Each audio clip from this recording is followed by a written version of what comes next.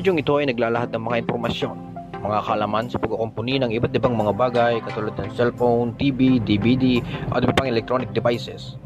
Kasama na rin ang pagkukumpuni ng mga motorsiklo, engine overhaul, tune-up, change oil, and electrical problems. Kung bago ka pa lang sa aking channel ay inaanyayahan ko po kayong i-click ang subscribe button at ang bell icon para maging updated ka sa mga susunod na uploads natin. Nag-upload ako ng isa o higit pang videos kada linggo. Maraming salamat po. Magandang araw sa inyo mga ka-timing. Itong cellphone ito ay Nokia keypad. So ang issue daw nito, ang sabi ng may-ari is hindi daw siya nagcha-charge. So buksan muna natin yung cellphone. Check natin yung board niya kung may mga natanggal katulad ng mga charging pins. Baka natanggal lang kaya hindi siya nagcha-charge.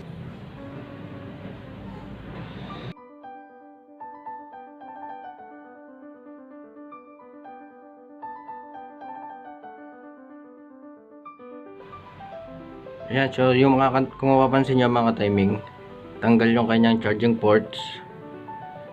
Ayan. So ibabalik lang natin siya sa dati. I-referin lang natin yung charging ports. And then kakabit lang natin siya. Siguro okay na siguro to. Baka meron na siyang power supply. So check pa rin natin mamaya kung meron itong power supply. Kahit mga 3 volts. Pagka may pumasok na 3 volts, okay na po yung phone.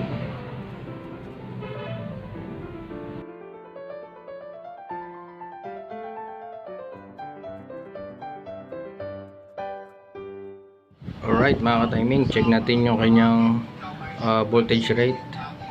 So kahit meron siyang mga 3 volts. Ba't walang 3 volts? Teka. Unplug muna natin. Kahit mga 2 point something, yan, meron na siya 2.15 volts. So okay na yan, pasok na yan. So good na po yung board niyan. So pwede na natin siyang ikabit. Mga ka-timing, kung nagustuhan niyo po yung ating videos, huwag niyo po sanang kalimutang i-like and subscribe yung aking channel.